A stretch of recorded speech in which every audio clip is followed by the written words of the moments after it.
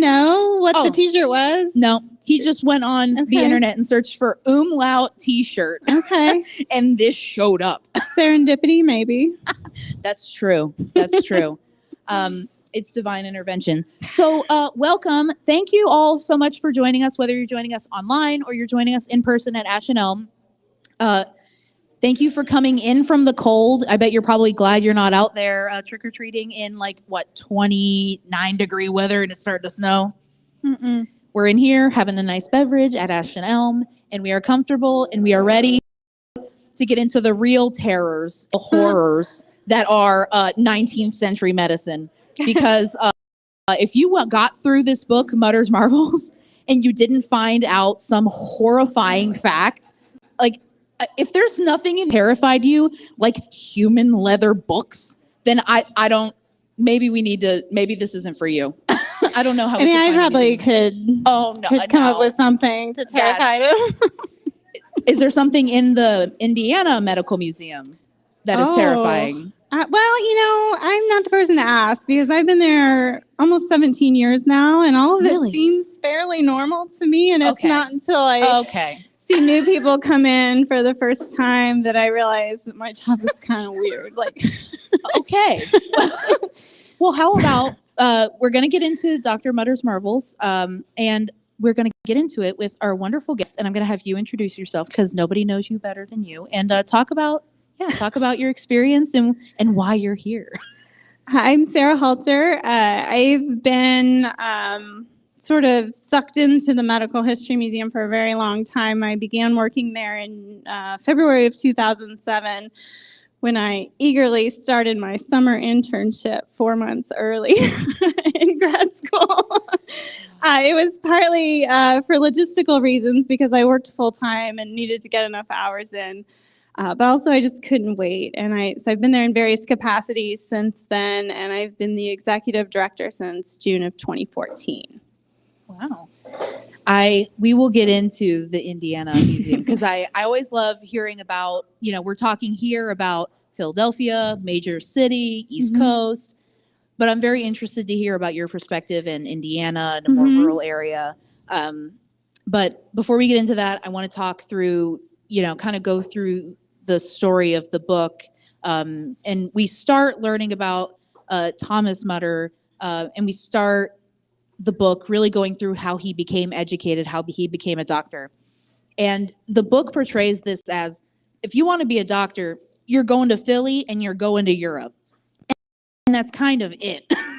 No medical education, medical schools, not really a thing. So if you're a doctor in Indiana, you just call yourself a doctor?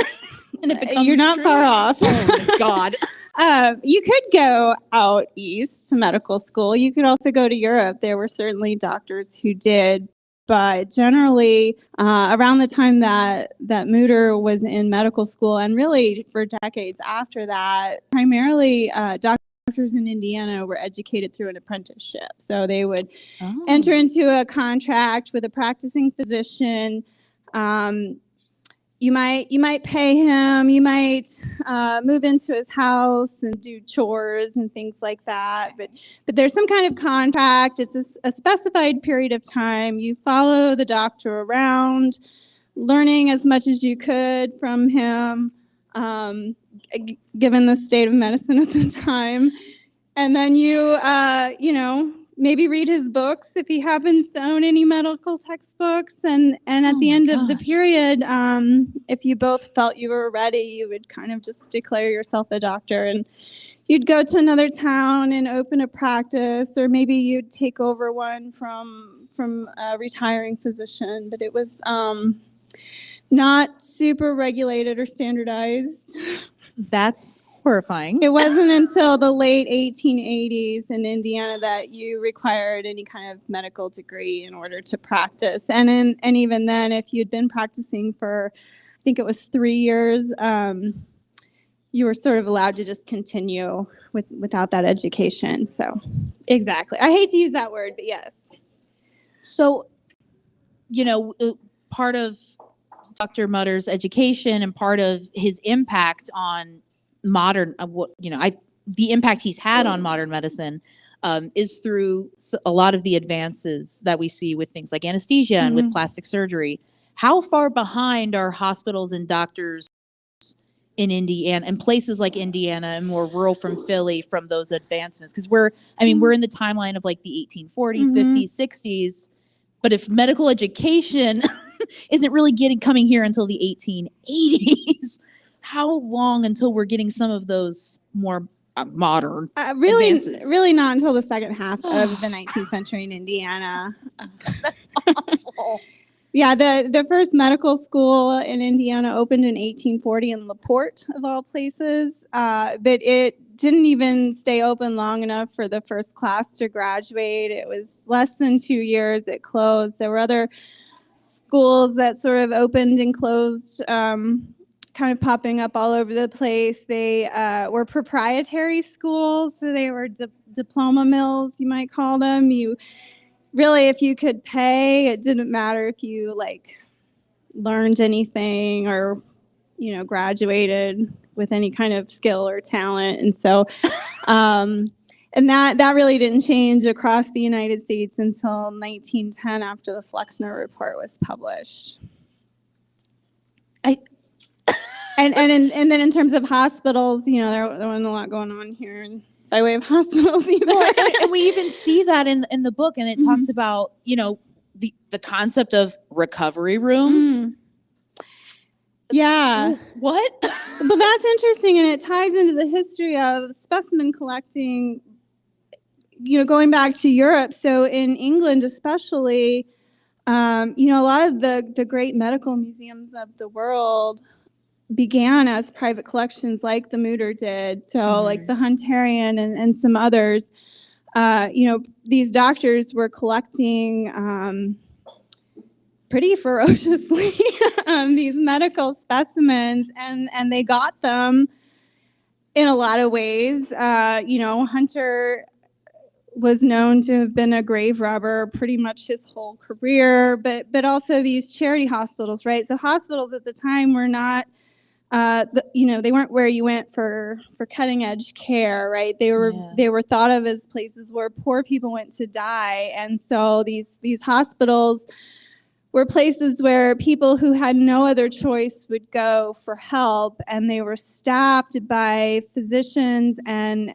more often medical students who were really learning as they went. So they were kind of learning about medicine and how to treat people and how to perform operations on the bodies of poor people so that they could then go into wealthy communities and be paid for healing.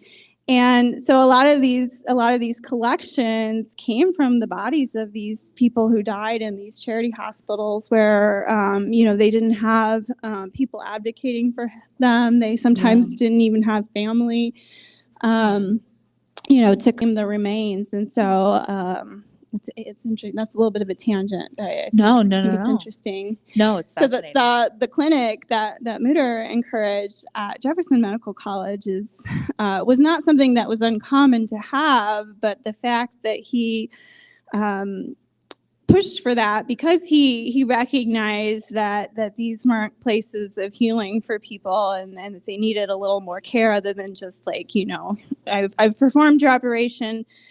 Now get off the table and go home, right? And good luck to you. And so that part of it was a little bit different.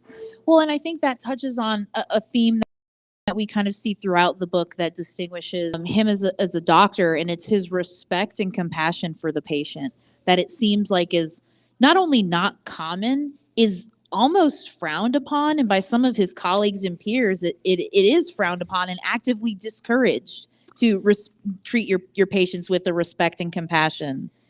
Well, I think that's true. I think it was maybe a little more common than it seems in the book, but it certainly, the medical field more broadly certainly didn't feel very empathetic towards patients, especially in those medical schools and clinics that the poor people went to. They were seen more as research material in a lot of ways. Yeah. And there was a lot of a lot of resistance to change too. Doctors had this sense that, they knew everything that was worth knowing and they were right about the things they knew. And so they felt threatened when these new ideas emerged. And it often took a lot of time and effort to change minds. And I think that's just another example of that kind of hubris. Oh, I mean, we saw that with Dr. Meeks. Yeah, I know how much you love Meigs. him. I don't know if I've ever hated somebody more in my life. I gotta be real honest with y'all. Yeah, I mean, he's not great. Yeah. I certainly could name worse doctors. Oh no! From that same period. Okay. I was like, what are we talking about? No, not like my family doctor. Yeah. He did try to trick me one time into thinking I was pregnant when I wasn't. So I didn't appreciate that. He's an old family friend. When he was in medical school, he and my mom were friends. And oh gosh. Yeah. So not that level. No, but no, he's fine. So it seems like doctors like Dr. Megs. So sorry. It seems like that he's portrayed as kind of the antagonist of the book, but maybe a more common character in medicine. Common for sure, but I think he did sort of take it a little farther. Like he just a little. Right. I mean, he just clung really desperately to these old ideas because I think he felt threatened by them. I think he felt like his own expertise and his own I'm going to use the word celebrity were jeopardized by being proven wrong. And I mean, that's not just a thing you see with doctors, unfortunately. Yeah. Lots of humans fall prey to that. So absolutely. And I think the book portrays that really well too. And he almost has his own story arc, I feel like, in this book, and you kind of see his rise and fall. And towards the end of the book, he didn't get his comeuppance, I would argue. Really. He died miserable and alone, but I don't think he got his real comeuppance. Yeah. I mean, being proud, he's like, what do you mean I could be making people sick? I don't wash my hands, and I am so proud of that fact. And it was like, you don't think for 1 minute, for 1 second, that maybe you might be in the wrong there. This is before the germ theory. Which is fair. And, I feel like I'm making excuses for this guy. I have to say, so, taking off my medical history museum hat and putting on just, my Sarah hat, and I'm going to tell you, a lot of historians will say things, and people say things like, oh, well, you have to judge characters or people from the past or events from the past and within their own context. And I think that's true to some extent, but I also think that that doesn't mean that we have to act like it's okay. And it doesn't mean that we can't be critical of it. Absolutely. And so, things, you think about things that were generally accepted by society, like slavery and other horrible things. And you're led to believe that everyone felt that way, and it's not true. There were always detractors. There were always people who spoke up against things like that. It was not universally accepted. And so then you have to think about, what do you mean when you say something is generally accepted by society? Like, who does society represent and who does it not represent? And so absolutely, I don't think I have to be easy on people because something was normal in the time that they lived. Oh yeah. And now I'm going to put my medical history museum hat back on. Yeah. Well, it felt like it was half on. It was maybe. We're a private 501c3, so it's probably fine. Yeah. You're probably fine. I do have one board member here. Then we'll be gentle. We'll be gentle. Cone of silence. Cone of silence, cone of trust. And that brings me in to my talk for you, and maybe a short turn and talk, because I really just want to hear from you. I feel like there were so many little snippets of this book, little vignettes that we learn about either the time period. We get little glimpses into what was happening in that time period that maybe drove some of what was happening in the medical field. But there were also so many little tidbits that we learned about how medicine was practiced, how surgery was done, the advent of bringing plastic surgery to America.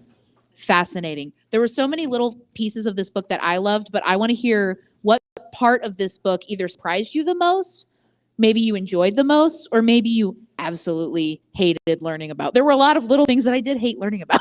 Mm-hmm. But there were a lot of really cool things. We learned about how anesthesia happened, which also terrifying to think that there was a time you had to get your legs sawed off and just kind of grin and bear it. Terrifying to think of. I would love to give you guys like minutes and share with your whoever's sitting at your table, like your favorite, maybe your least favorite thing you learned in this book. I just want to hear from you all because there's so much in this book that I loved, and I just want to hear what you guys loved. So I'll give you like 5 minutes. And we'll report out. Yeah. Yeah. So we'll continue to talk for our live stream. So those on the Facebook and all the things I would love to hear yours. What did you love about this book? Or maybe not love. There might be a lot that you didn't love. Well, I think I'd read it when it came out, and so I reread it recently in preparation, and I think there were things that like maybe didn't surprise me, but like themes that emerged. And one thing I kept thinking about throughout the book is like I couldn't help comparing Mutter's story with the story of John Hunter, who started he began the collection which became the Hunterian Museum. And he's a similar character in that he is very forward thinking in a lot of ways, very well liked, or revolutionized the way medical education was done, at least within his own realm. But he also did some pretty terrible things in the name of collecting. And so like how do you reconcile these two with either character? Yeah. So, Ooh, yeah. Okay. I've never met her in person. I've been in communication with her. Oh, okay, that's my nephew's sister-in-law. Oh, beautiful. It's a small world. And my brother has a situation with his cancer. He got replaced with some of his stem cells. Escaped. Oh, wow. Oh, wow.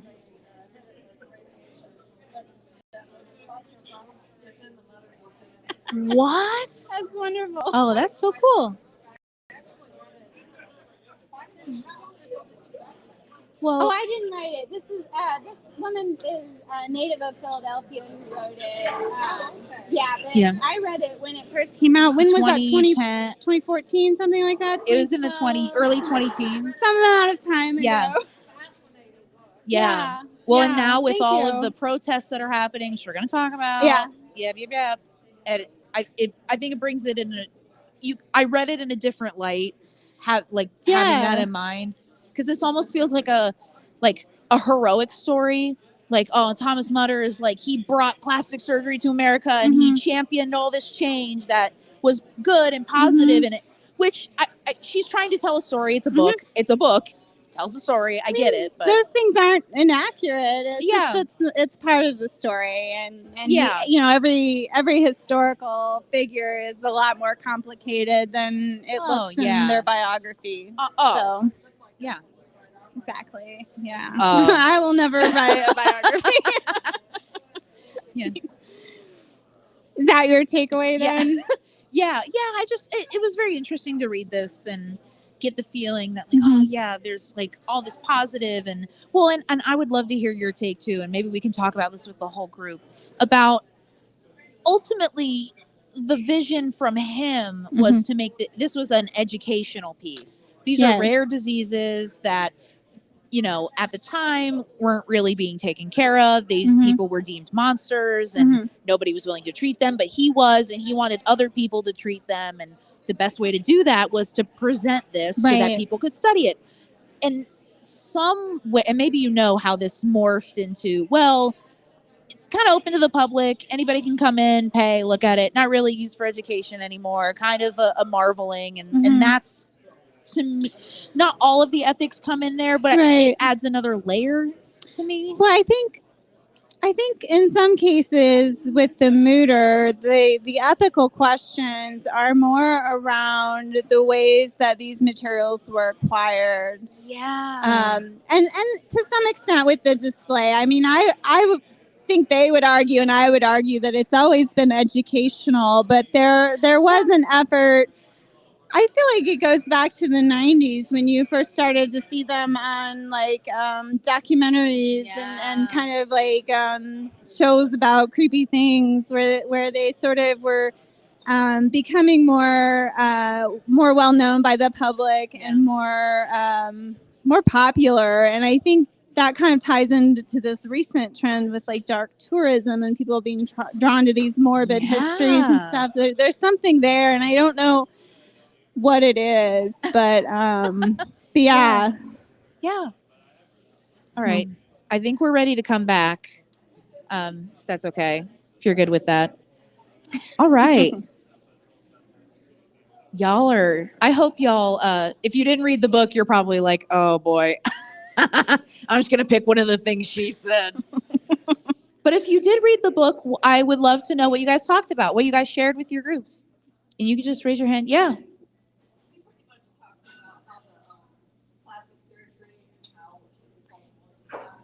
Yeah. Yeah. Yeah.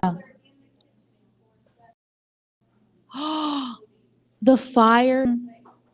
How many? So I just took a trip to Boston, visited a ton of museums. How have I been going to all these 17th, 18th century homes and learning about? Never once have I heard about this in the fires and the disfigurement. Never once, and they're saying it's one of the most common disfigurements of the time. What? You probably didn't hear a lot about the enslaved people either. That facts. No, facts. Yeah, no, the plastic surgery and the flap, fascinating. Ooh, fascinating. Loved it. Loved it. No, hard agree. Yeah. Well, two things. One, following up on that, it's probably don't hear back much because it was the servants and the slaves and women were both connected. We were also reflecting on the invention in Asia and the big pushback that was their mission. Yeah. Partly because either there was no standard competition of it. Yeah. But then also the idea of a surgeon, instead of being quick and great, if you had to have this paradigm shift when you, what it meant to be a skilled surgeon was different. So there was pushback, Yeah. kind of like a show-driven pushback. And you see that over and over and over and over again in medical history. Like even something so simple as hand washing, like a lot of physicians fought that really hard. It was just an absurd idea to them and a waste of time, not worthy of thought. So Yeah. you think about, I think in the book they talk about Oliver Wendell Holmes Sr. and his experience in the, was it a maternity hospital where he Oh, yes. he Oh, witnessed women dying from these infections Yes. after childbirth because the doctors who were attending them hadn't washed their hands from the autopsy they just did, and they're spreading infection around. But there have been other people who have noticed things like that and tried to push for change, including Semmelweis. Is anyone familiar with Semmelweis? I knew got a you would couple be, hands. David. He was, I think he was Hungarian, but he was working in a hospital in Austria, and it had separate wings where birthing happened. So they had an area where doctors were attending the births, and then they had an area where it was midwives. And he noticed that like the patients who had midwives assisting with their births were surviving at much higher rates. And so after some thinking and some experimenting, he decided that the problem was that the physicians were doing autopsies, not washing their hands, and then going in and delivering babies. And he said, "Hey, let's just try washing our hands." And he was ridiculed. Like, they did for a time, and it was proven to work. The death rates declined pretty significantly, and yet it still didn't catch on broadly. He died in a mental hospital in Austria after being beaten up by attendants there, and it was miserable. And his whole life fell apart after that because he wasn't taken seriously over just something as simple as hand washing. So that's the real Halloween and horror of rant. today. No. A good rant though, and also terrifying. Did anyone else have one they wanted to share? That's okay if not. Yeah. Well, I wanted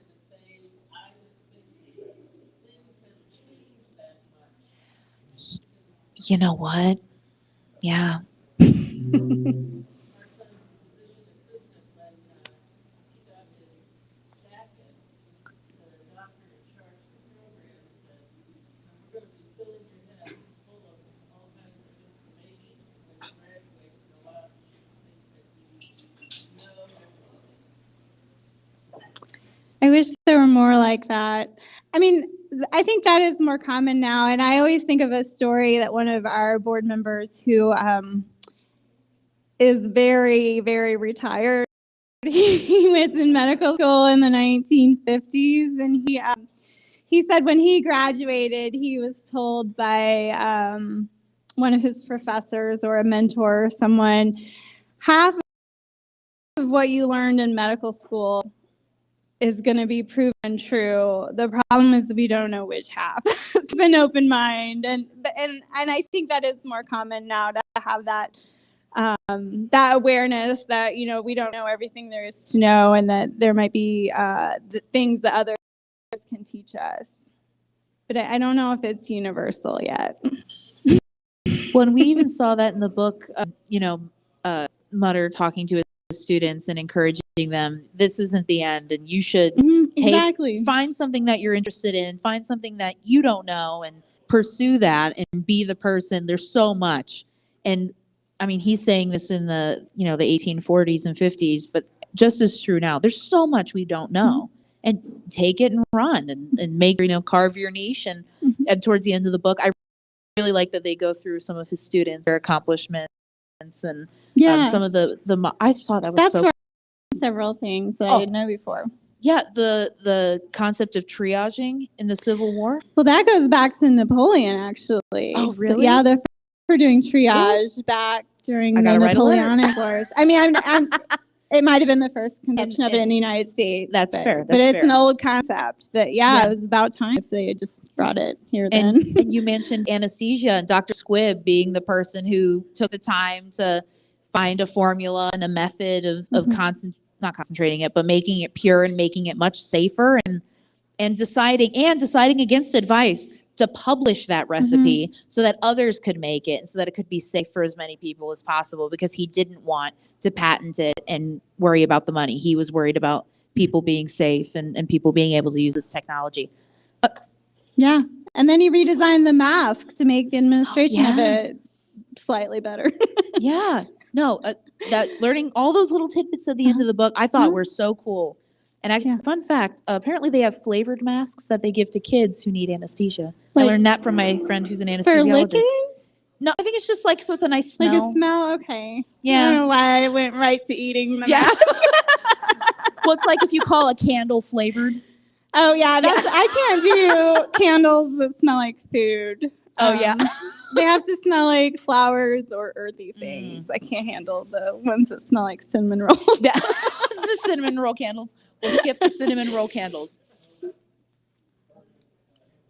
Burning hamburgers. Yeah, why are there no savory candles that are why aren't there hamburger or nacho scented candle? I'd be all about that. Sadly, I was born without a sweet tooth, which I think is really the issue here. Yeah.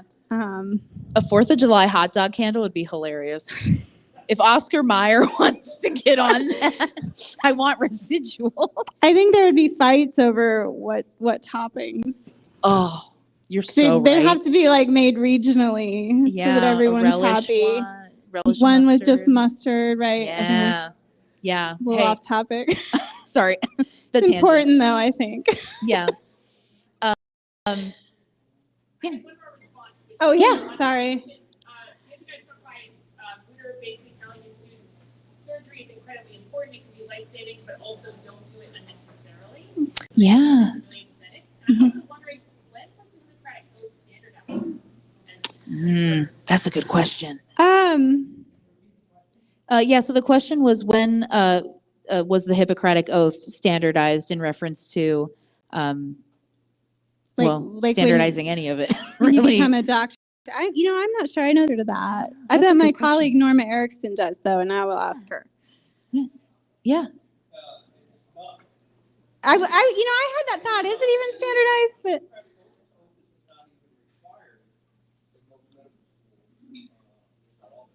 Thank you.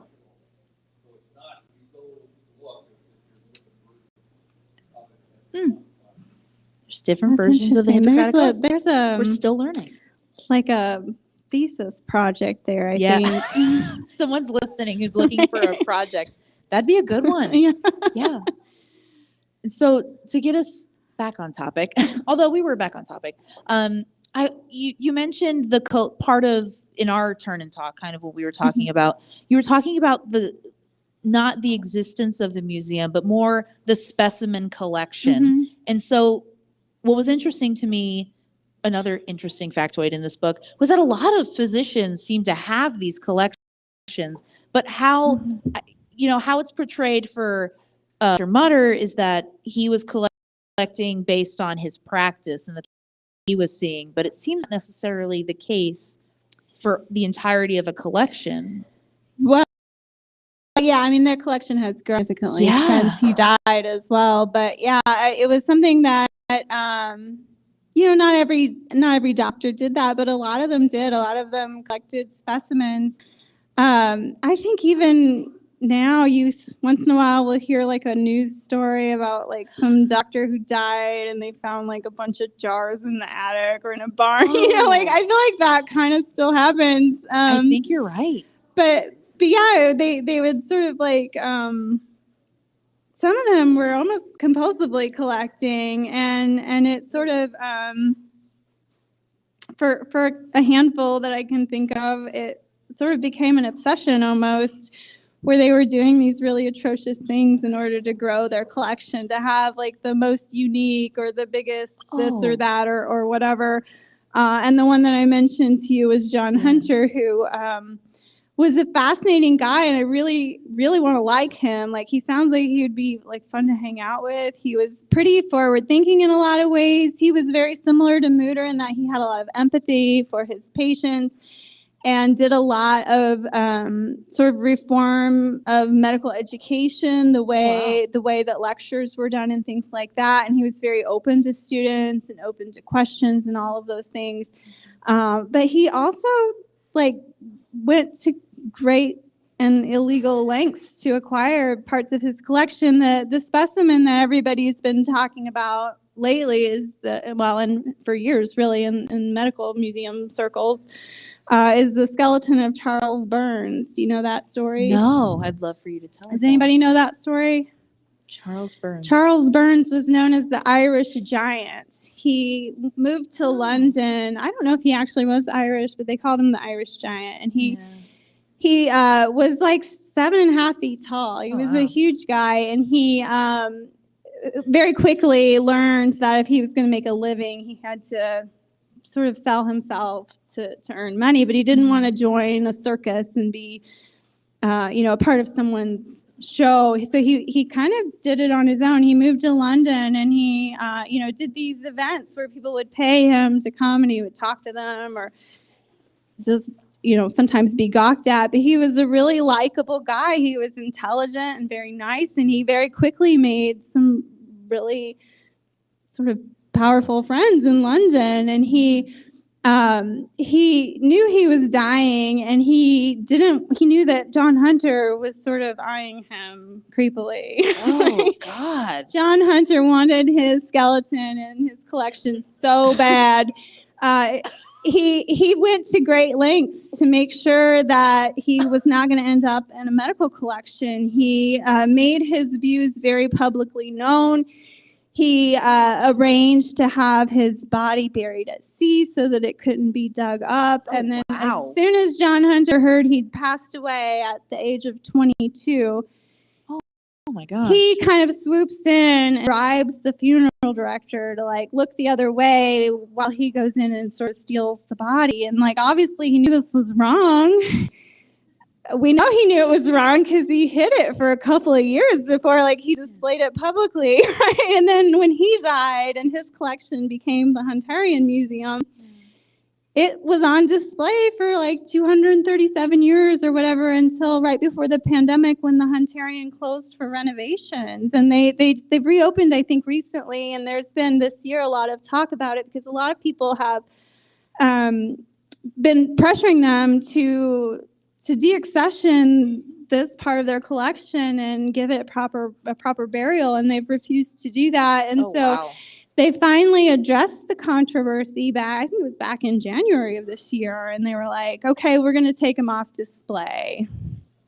But they're not, like, they're still keeping him, right? Like, they have his DNA that's been extracted and analyzed. You know, we have the ability to scan everything. We can recreate him digitally, and yet they refuse to properly bury this guy because, well, they sometimes will say, oh, well, it's because he's still valuable scientifically, but they can't describe a situation in which that would be useful. And they also will point to the founding documents that say that the collection had to be kept as intact as possible. But I think their building burned one time, and like a large part of the collection was destroyed. And I mean, do you have to keep it? I don't know.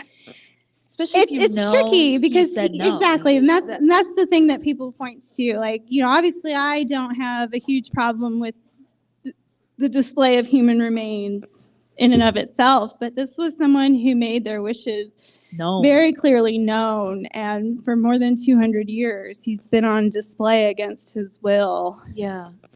And was acquired illegally.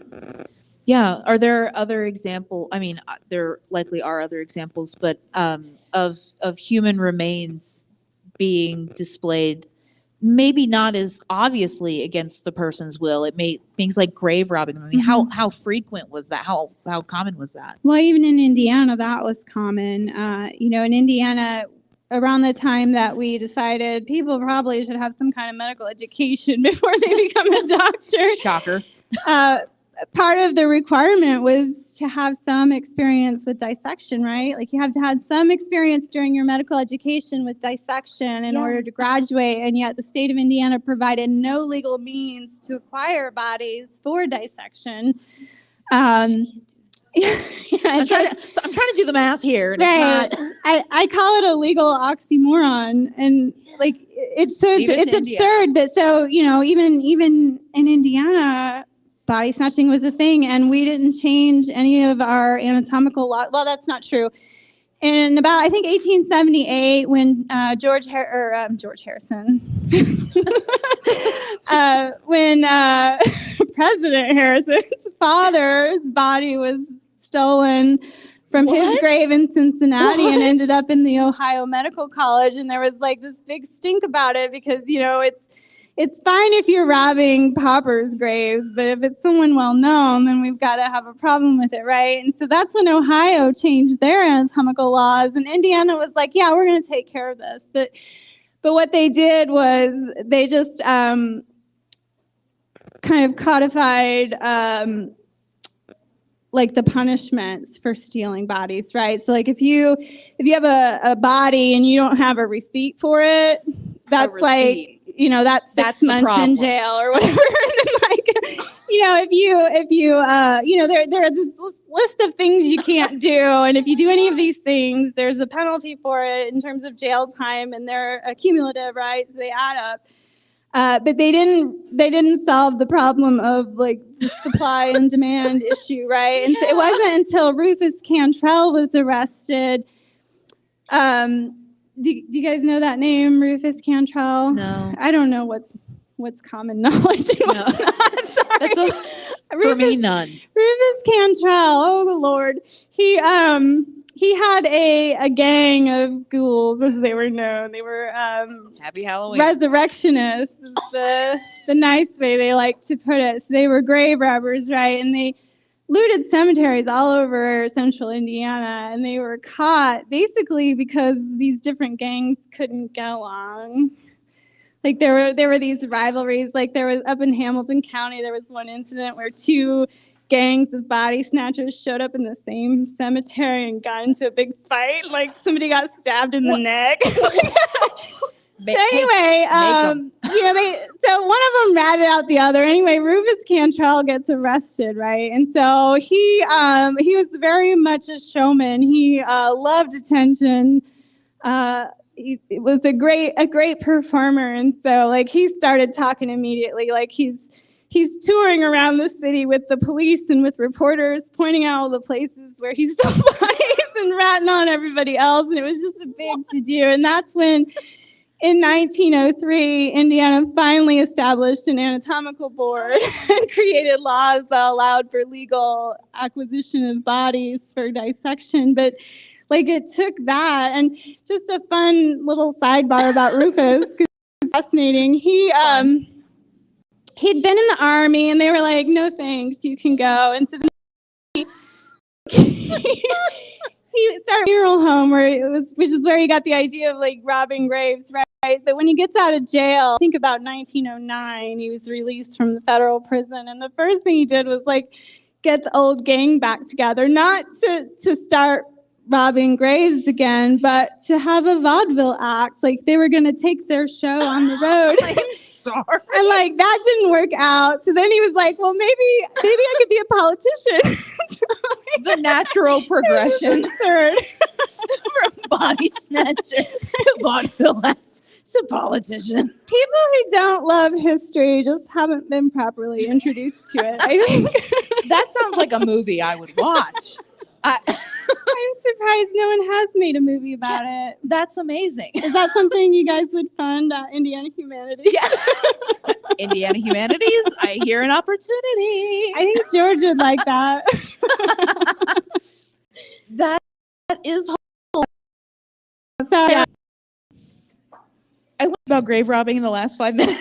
I think anytime you have Indiana. humans together, it's going to end absurdly, I feel. So how much, if you had to say, like, for example, for your, I don't know how much you can speak to the Mutter collection, especially because it's expanded so much since it first opened, but how much of the collection, of like a collection, say at the Indiana Medical History Museum, can you even attribute to like a source? Because I mean, I'm assuming what you can't attribute, you have to assume is something like that, like something like grave robbing. Yeah, I mean, because there were a lot of ways that these kinds of specimens were collected. In our case, we do have some skeletal material that was either purchased through medical supply companies or There were suppliers. yeah, there was a company called William Armstrong here in Indianapolis where you could buy a skeleton, and that's a whole ethical. Yeah.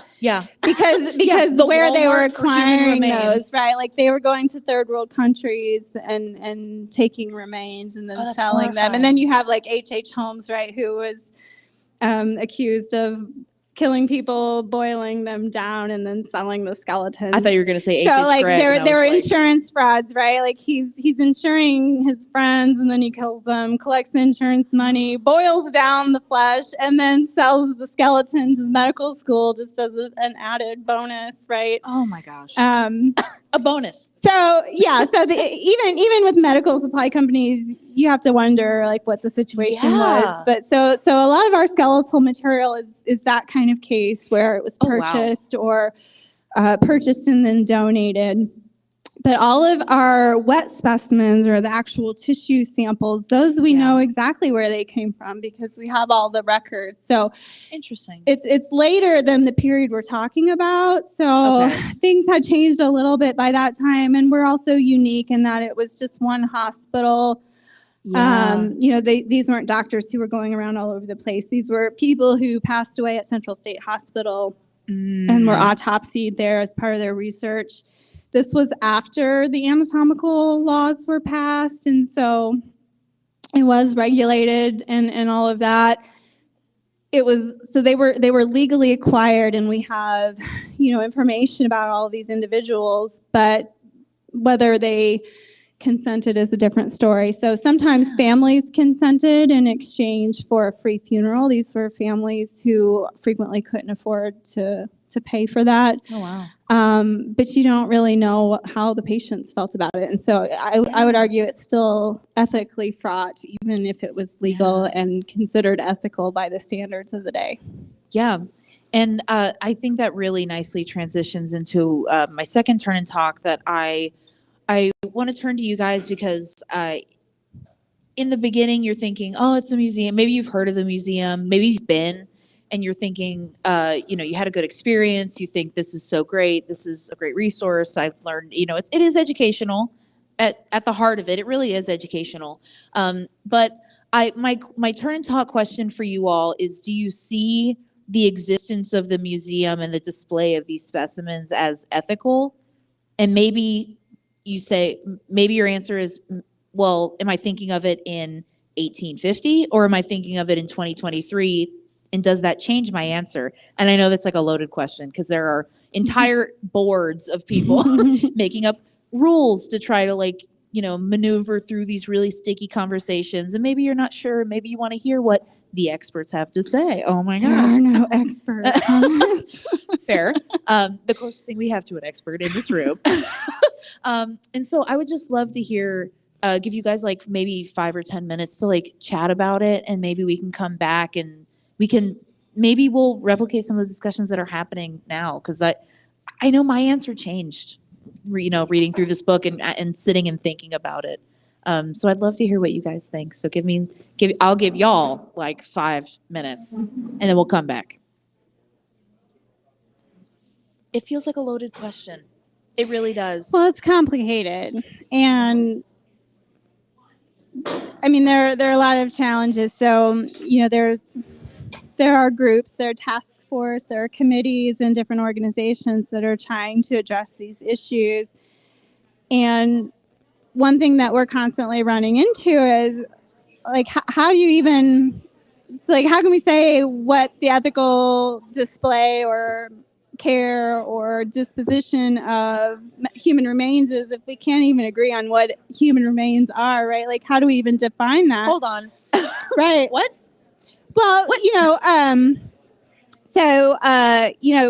mummies, skeletons, those things are pretty clearly human remains. Yeah. But what about histological slides with tissue on them? What about hair that's braided into these elaborate decorative Victorian, what about things like, I don't know of a museum that has fingernails in their collection, but some might. And is that human remains? And if you define human remains as any of those things, and some people, by the way, think of it as anything that is removed from a body that won't grow back.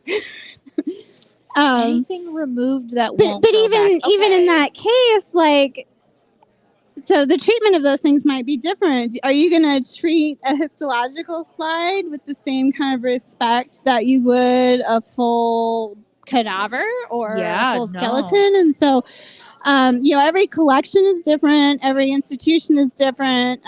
Every group of stakeholders is different. The communities are different. People have different religious beliefs, different views about what the afterlife and what should happen to bodies. And so nobody can agree on any of it. And so how do you develop guidelines that everyone can follow, right? It's complicated. And as museum professionals, we know that the ways that you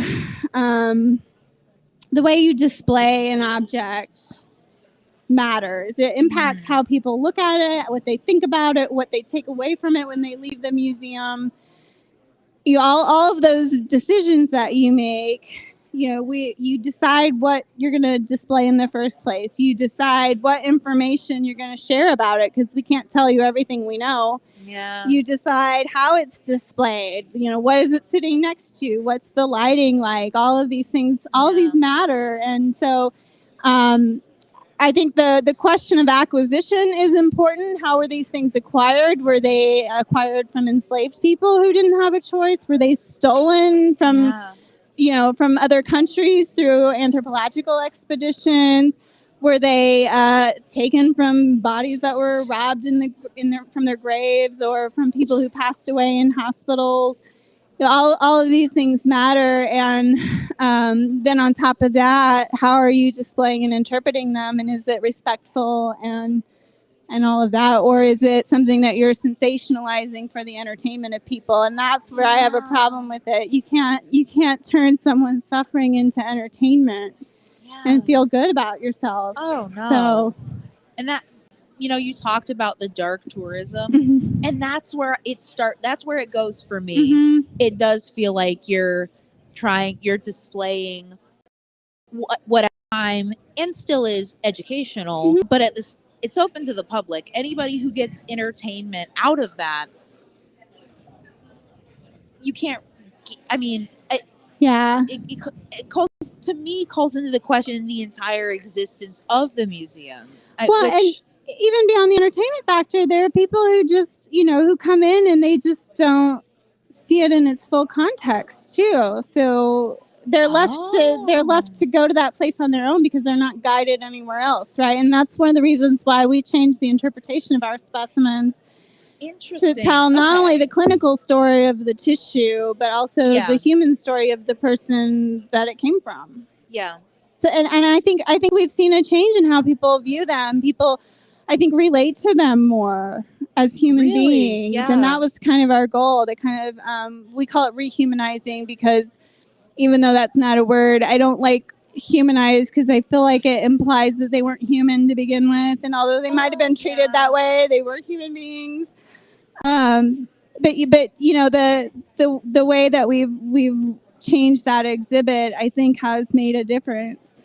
So are you only displaying items that you can trace back, or Mhm. okay, so Mhm. is that a primary decision maker for you all, or I say you all that's really just the way it had always been. Oh, really? Yeah, because so this is a legacy collection, meaning that we inherited. We didn't Oh. actively collect any of these materials, and so these are things that were collected during the time that our building was a functioning pathology laboratory dedicated to studying these things. Yeah.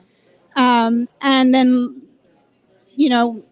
that closed in 1968. Within a year, it reopened as a museum, and we just got all of that stuff. So there are things that that were originally displayed for educational and research purposes. Yeah.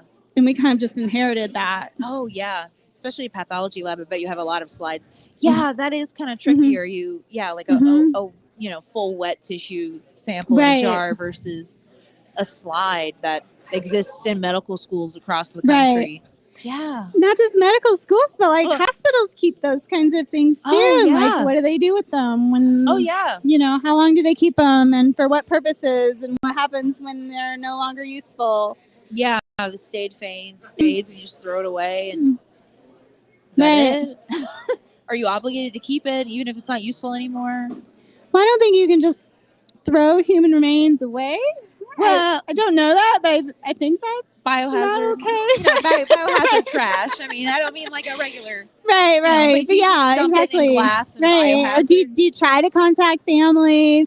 And that's the other thing with repatriation. So there are some museums that are sort of exploring that possibility of, we have NAGPR that was passed in 1990 for Native American graves, but there are efforts recently to protect African American graveyards and also just to repatriate some of these other kinds of collections that museums have that maybe they feel like they shouldn't. But how do you do that? And with our collection, it's, we know who these people were, but this is 4 and 5 generations removed. So who determines who even speaks for a family, right? When they don't all agree about things. And so all of it is super complicated. Yeah.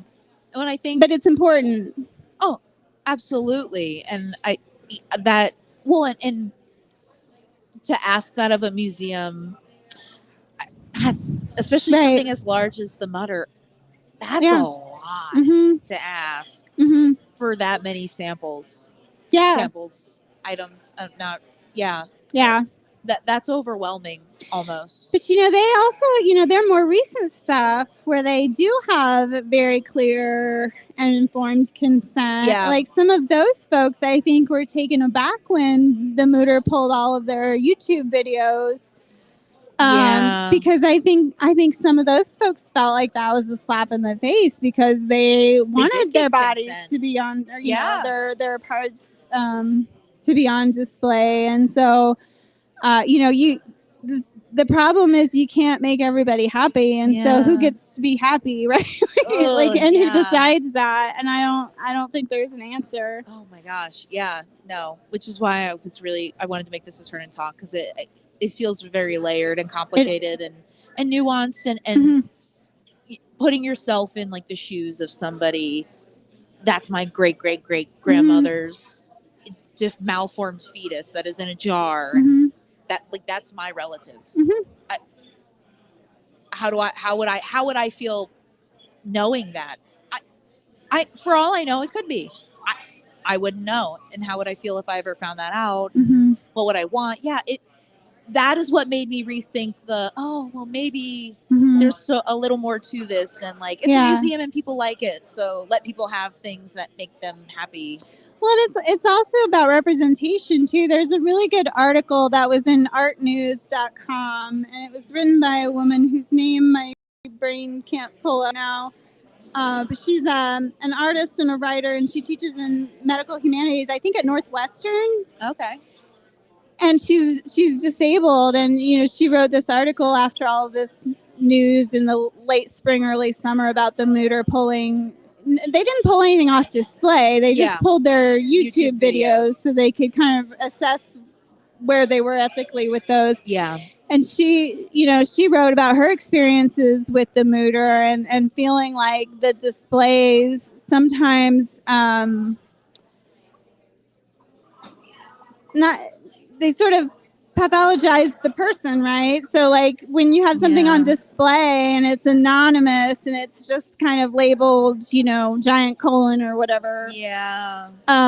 It kind of takes away the personhood. And so then people who have various conditions or illnesses go there and see themselves kind of in these specimens and their humanity is taken away. And what message does that send, right? And it's all complicated, and nobody ever feels the same way, we all have different worldviews and different perspectives and different feelings on it. And so 100%. I don't know what the answer is. If anyone has a solution, I'd love to hear it. Yeah, that is my goal. Somebody in this room. We're going to solve this today. We've solved so many problems, and we've come up with so many great ideas, by the way. Not just tonight, but generally, this room is very creative. Good. Let's do this. Yeah. So I think in a minute, we'll come back here. All right. Howdy, y'all. No, sorry. Howdy, y'all. Okay. So I feel bad giving these kinds of questions as turn and talks because I feel like I'm like, okay, everybody, let's solve world problem. Like with California burn. Okay, how do we solve infrastructure? And everyone just looked at me and was like, I don't know what you mean. We're 3 ciders deep and you want me to answer these questions. I've only had one. Yeah. We'll get you there. I heard the Beetlejuice one was really good. Oh, okay. They were describing it to me and it sounded really good. Unrelated, still off topic.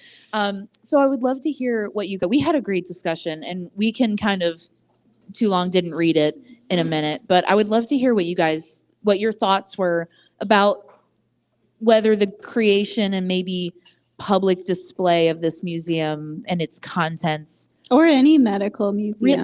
Really any, yeah. How you see it, if you see it as, and I mean that's really the discussion that's happening now with the Mutter. And if you read some of the news articles that have come out over the last couple months about it, and people are on very valid points on both sides of this is completely fine and it should remain open and it should remain on display and this all needs to be closed down, it all needs to be taken off the shelves, it all needs to be shut out and totally rethought and then there's kind of the middle where, which is where I think, our turn and talk took us. And so I'd love to hear your thoughts. And if we can solve this giant international problem. Yeah. So, since your question was essentially, are medical museums like this ethical? Yeah. We kind of decided that no, but we can see the arguments for it and also ways we can make it more ethical. So, Ooh, yeah. If someone is a virgin interested in medicine, this would really help them in the history of Oh, yeah. and also just learning about, unusual medical conditions. Yeah. People who we get these from, they either not giving consent or only agree for financial reasons, and then they're also being marginalized people like women and minorities, or like definitely, economically these are people with society we tend to kind of other than consumers objects anyway. Yeah, Mhm. Displaying their body parts as an object that kind of reinforces that idea. absolutely. A little plaque on each one, like this person's name, date of birth, date of death, even just like a liner explaining like. Yeah. Thank you. We're like, this is an object that came from a human versus just this is an object. We did exactly that. So I appreciate hearing that. Have you been to the Indiana Medical History Museum? Not yet. Oh, you should. So it sounds like that's something that you guys have really made a very Yeah. concerted effort to do. Yeah, I had been pushing for that since I was a grad student there, but until I was in charge, I wasn't allowed to. Then I gave myself permission. And so we spent about 5 years doing research on all of 5 the years. individuals represented in our specimen collection and overhauled our interpretation of them to tell those human stories. We kept the clinical labels that had been there all along, since long before it was a museum, because our Yeah. building used to be a pathology laboratory. But we added a new interpretation that told so we were asking questions like who were these people, what was their life like, what were their symptoms, and not just like what physically went wrong inside their brain, but how did that affect their daily lives and their ability to have a job or build a family or relationships and that sort of thing. How did they become institutionalized, and what was their experience like, that sort of thing. And then for some, this is still in progress, but for some, we've taken it a little further and asked questions like, what difference would their experience be today? Like, how would their prognosis, their diagnosis, their treatment be different today? Because there are a lot of conditions that are represented in our collection that are not really that much of an issue anymore because medicine has Yeah. advanced so much. Yeah. Yeah. When I first got this book, I immediately connected with the International Museum of Medical Surgery. In Chicago? Yeah. And I thought, what I kept reading in the book, like, I mean, connect to Chicago. Nah. I know their main mission is to educate. Yeah. That. And they do have a lot of like art and sculpture Mhm. stuff, like boosting us with the already Yeah. I think that's true with the Mutter as well, and I think with a lot of these museums that it's not just the Mutter. So Harvard has 2 museums on its campus that contain human remains in their collections, and last year they issued a report. They'd established a task force to kind of evaluate their collections, and they were specifically looking for individuals who or specimens that had come from enslaved individuals, and to think about whether repatriation is an option, and if so, what does that look like, that kind of thing. But it's not just them either. The Huntarian that I mentioned before, they have launched some kind of new vague effort that I would love to know more about. That's called, hang on, I'm going to get it wrong. A vague effort is concerning. Well, it's just I've launched a lot of vague efforts. They've caught a lot of flack lately about the whole Charles Byrne thing, and Is it just that item, or is Well, it? no, so Well, well, okay. well, no, it's really because Oh, they're true. kind of, like I said, they're vague about it. Yeah. So they have, they don't mention him or his skeleton or any of that controversy anywhere that I've found on their website, but they did recently add a page. They call it, let's see, I think I wrote it down because I knew I wouldn't be able to remember it. It's called like something provocations. Oh. And they describe it as a research program to kind of dig into topics like decolonization and museums and representation and ethics of display and all of that. So I don't know if that's just something they're saying because of the controversy or if it's a real effort. I hope it's a real effort, and I would love to know more about it. But there are these other museums. The Smithsonian too has been in the news lately because they have some things in their collection that were well, they have quite a lot actually that were like stolen from other countries by anthropologists who went in and took things without checking with anybody about whether or not it's okay. Yeah. And it was allowed because of colonialization. And then you have even things that aren't human remains, like the British Museum. Like everybody makes the British Museum, but it's a real issue with a lot of their collections were essentially looted from other countries that Britain had control over, because they felt that they were the best person to care for these things. That these the people living in these countries just didn't have the wherewithal to appreciate or care for these objects. And so it's kind of a larger theme that you're seeing in a lot of different museums. And now I don't know where I was going with this, but No, it was a good answer. I learned a lot. should we just we'll end it there? We can end it there.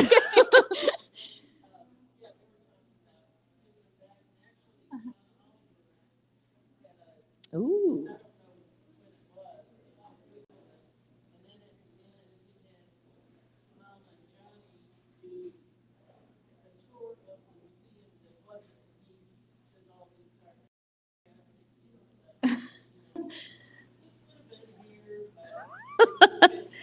I would love a sarcastic museum tour. John Oliver might be onto something. I'll have to look that up. A John Oliver clip.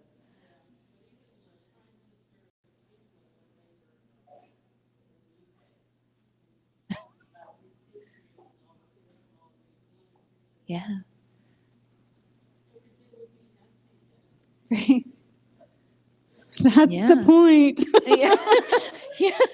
There's a T-shirt I saw online one time, and I didn't buy it, but I should have. But it had a picture of the pyramids on it, and it said, "Why are the pyramids in Egypt?" And then underneath it said, "Because the British couldn't carry them." That sounds like a Christmas gift someone needs to get you. Oh yeah.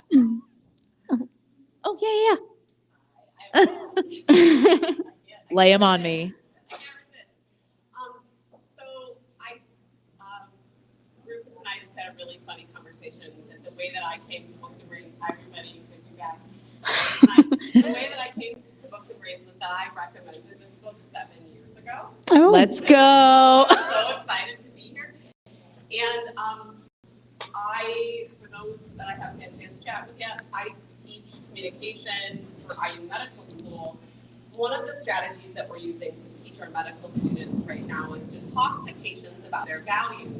And then when they write the log line about the patient's disease, that they would start with the patient's values. So Mr. Smith is a 56-year-old man who would like to open a restaurant, but is unable to do so because he has chronic osteoarthritis. Yeah. I love that. And so sort of this shift to here's who this human is, and here's why we want to solve this problem. And I love this book. I love it. I love what Sarah does. And I came into this space thinking we absolutely can't lose these spaces. They're really important. And then listening to some of our conversation, I came to this idea that I am teaching my human students to treat live humans as humans using this strategy. This is who this person is, and this is their condition. Yeah. And I'm wondering, maybe these museums are part of the culture that creates this space where my medical students start with, this is this person's disease, and then second, this is the human.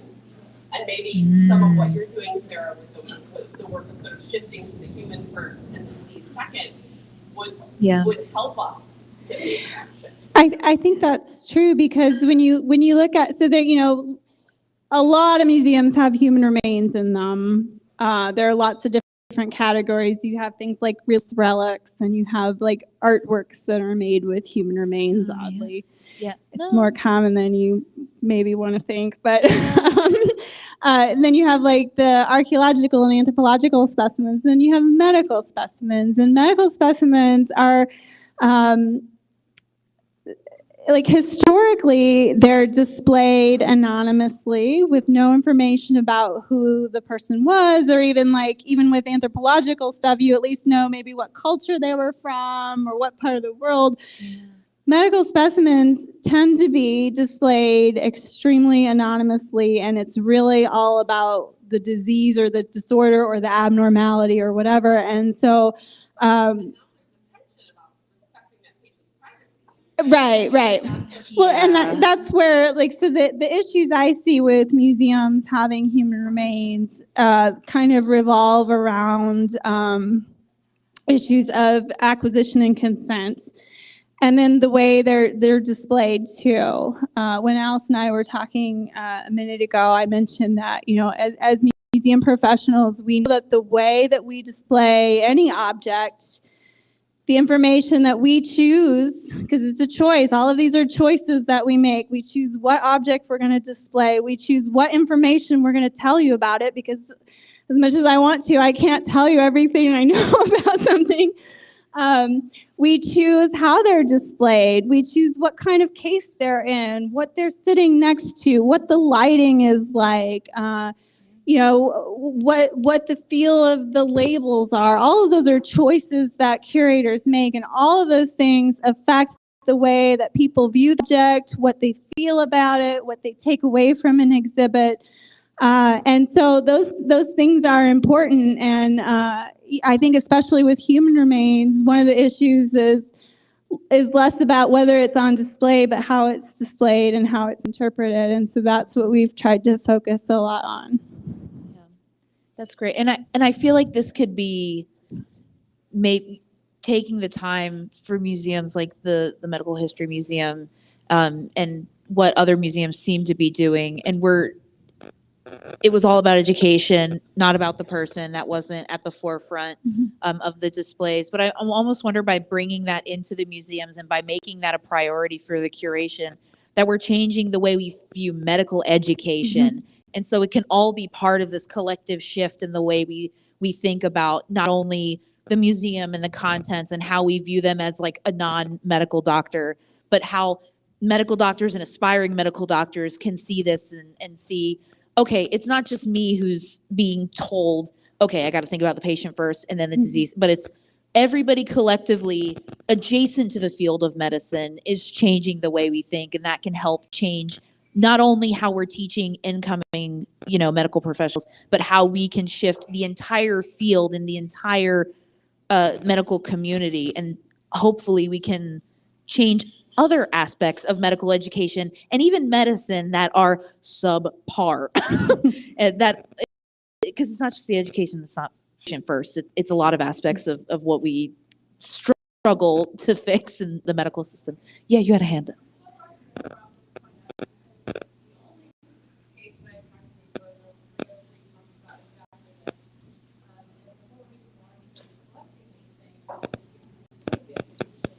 Yeah.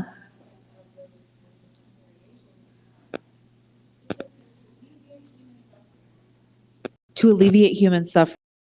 Quote directly from the book.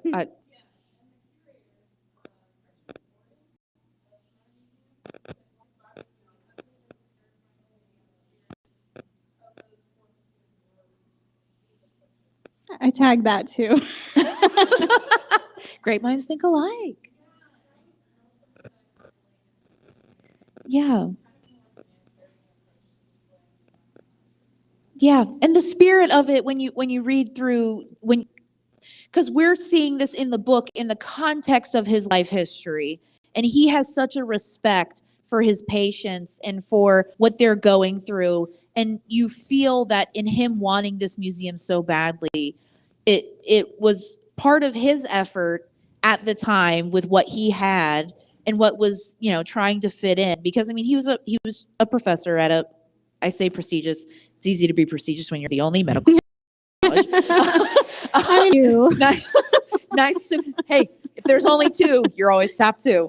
And so, he's trying to fit in a little bit. He knows he's the outcast. He's always kind of been the outcast in his life. And he wants to take these, have been the outcasts, have been labeled monsters. And for him, maybe, I 100% in my heart believe that I agree with you. And I think maybe to an extent it does. I mean, if you've read some of the controversy that has come up in some of the articles written, a lot of the defenders of the museum feel that way. And they feel like this curation, this museum, these items have helped me. They help me feel like I belong. They help me not feel like an outcast. And that value to not only the person who's no longer living, but the people who are living and the people who will be living to experience that value to all of these people is worth leaving it open. But then there's the last hour and a half that we've talked last hour and a half that we've talked about. And so it's fascinating discussion. Yeah.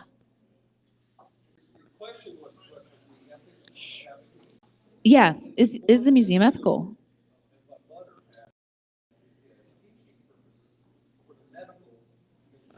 Mhm. So why are these museums open to the public? Why should we? I thought about that. Yeah. As a museum director would Yeah. have for medical students from IU Mhm. versus class Yeah. grade classroom coming in. Yeah. What's the difference other than for the eighth graders? Oh my God, That's Um, fair. Well, I mean, that's one of the reasons we changed the labeling. So we kept the old labels, so the labels that are the throwback from the time that it was a functioning laboratory where medical students came or physicians, and they're very clinical descriptions of tumors and lesions and circulatory problems and traumatic injuries and all of these things that can go horribly wrong in your body.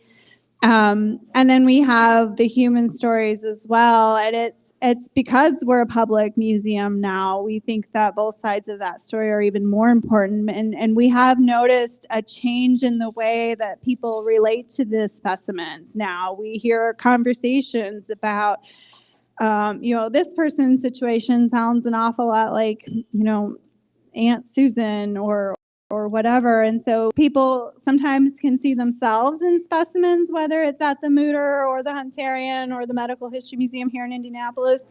But I think there's value in more than just educating medical folks. I think it kind of humanizes all of us. So our attempts are to rehumanize specimens in effort to normalize the conversation about mental health and mental illness, first of all, but also to combat stigma and to foster compassion and respect for people who have these problems today or other problems. And so that was one of our goals, and we have seen that people look at them differently.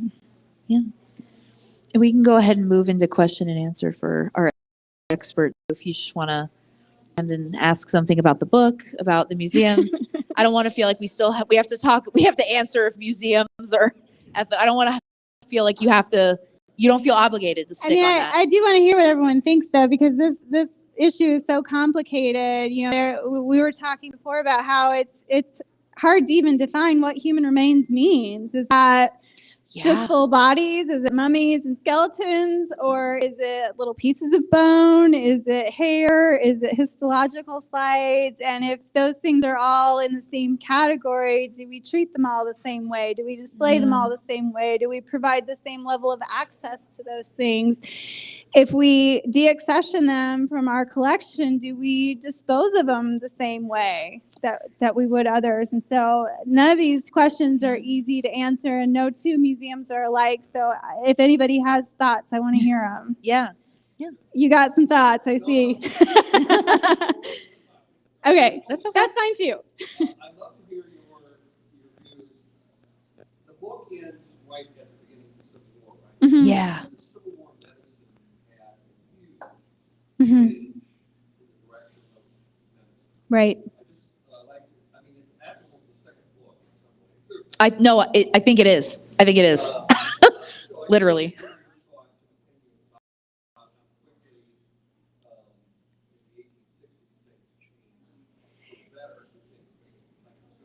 Mhm.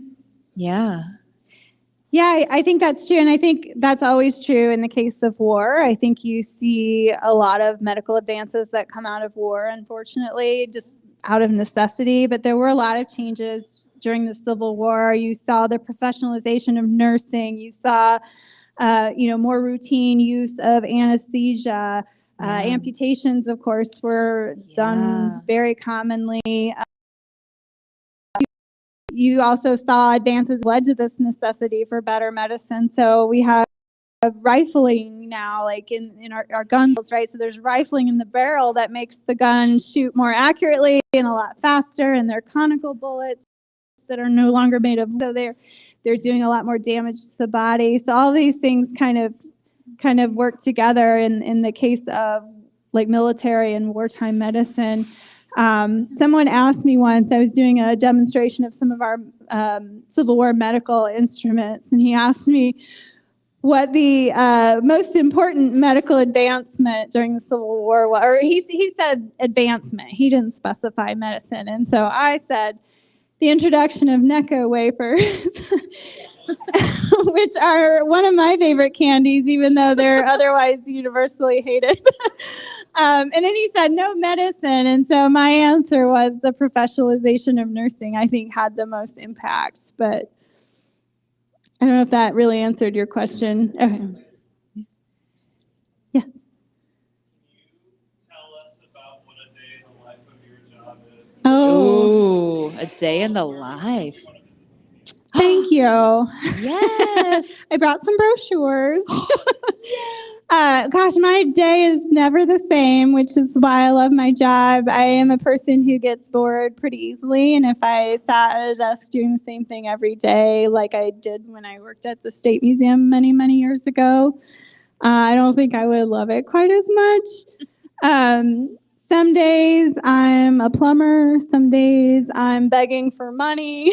Some days I'm fighting with the police department who are digging a trench through the cemetery nearby. Okay. So it's different every day. I've never been bored.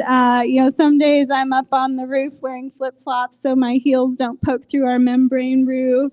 Okay. Some days I'm in the Hope crawl OSHA's not space listening. looking for the source of the smelly leak. Every day is different, and I love it. Oh. I've never once been bored in almost 17 years. And how can we come see you or the museum or the museum? You can find us both in the same location. We are on the grounds of what used to be Central State Hospital, so I probably should have led with this, but our building was the pathological department of Central State, so we are a historic site. We operate very much like a house museum where we do guided tours of this very immersive and authentic historic space with all of the cutting-edge laboratories, the surgical amphitheater, the autopsy room, the medical library. We have a photography studio in the building. And these are all pretty much intact. It's not changed much since it opened in 1896, and so that's what you'll see.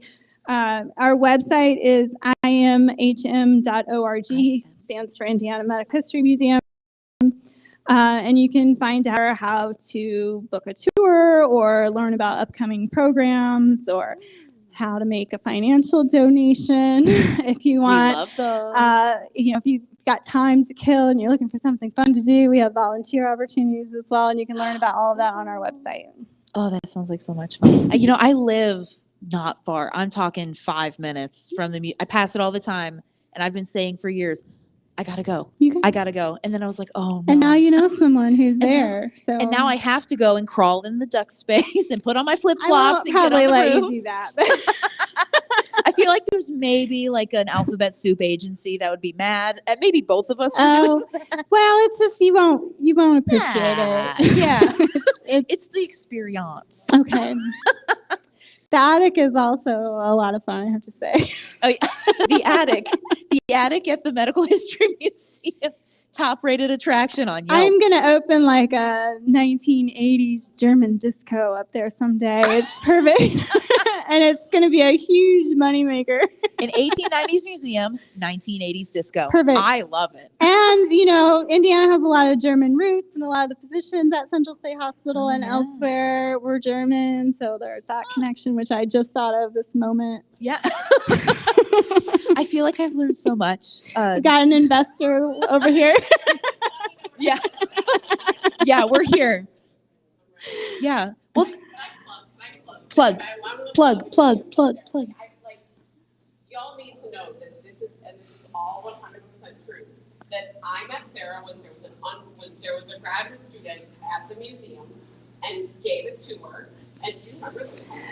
Only vaguely. And truly, she was like, I'm kind of geeked out. I'm a graduate student. This is really awesome. I'm going to give you a quick tour. And I've never had a better tour. And so, truly, if you can go to the Medical History Museum and have a chance to interact with their amazing staff and Sarah's great colleagues that I know she had a hand in hiring every little last one of them, it is the most amazing hidden gem in Indianapolis. I so highly recommend it, in part because Sarah and her team think so deeply about the work that they're doing there. And truly, like, when I suggested this book 7 years ago, I was like, Sarah needs to be here to talk about why this is so important, because Indianapolis has this chronic case of low self-esteem, and I think But not me. No. and these kinds of people, these kinds of places are the reason why I love it here. And so Yeah. I just can't thank you enough for being here. Thank you. And I can't thank you enough for Yes. the great work and the great work that all of you are doing together, because this kind of work really matters. I think about it all the time when I teach my cantanker to medical. Yeah. So that hasn't changed. Yeah. No, that's not the same. What a surprise. I feel like we're all collectively, if we all take on the John Green spirit of Indianapolis is the best ever, then like collectively we will make it happen. But I just want to thank you so much for your time and your expertise and sharing so many fun stories and fun tangents. I loved it. Thank you. And I loved the medical military history question Ah. because that feeds so well into our next book, Grunt by Mary. I know I love her so if much. y'all have already read this book, no spoilers because I'm only 20 pages in and I've already had to like put it down because I was laughing. So I was reading this on a lunch break and my coworkers thought something was wrong with me. And I was like, we're talking, and they were like, isn't that the book about like military science? And I was like, yeah, but they've already talked about aphrodisiacs and I just need to put this down. I'm at work. And it's a lot, but it's so much fun. And I think, I'll be there uh, to participate as a and yeah, spectator. hopefully less stressful. Oh no, this is. I love having a room full of people that are forced to listen to what I just said. And you'll have more because you're gonna have so many tours booked in the next few. Well, maybe when it warms up. Everybody, y'all are welcome. Yeah, and thank you so much for the invitation. And I just want to, I didn't thank everybody at the front end of this, so I just want to thank Indiana Sciences, Indiana Humanities, and our libraries who need our support now more than ever. And thank you all for coming. I appreciate you so much spending your chilly Halloween here. And come spend our Veterans Day Grunt book with me and my friend Matt Sampson, who's going to be our expert. He's a Marine Corps veteran, and he's a hoot. I'm a hoot. It's going to be a good time, and it's a great way to close out the year. So thank you so much, and I'll see you next month. Thank you. Thank you again. No, my Awesome. pleasure. Awesome. And Thank you. I already told my husband, I was like, all right, we have a list of people. We're booking it. We're going. Please do. You know where to find me. Yeah.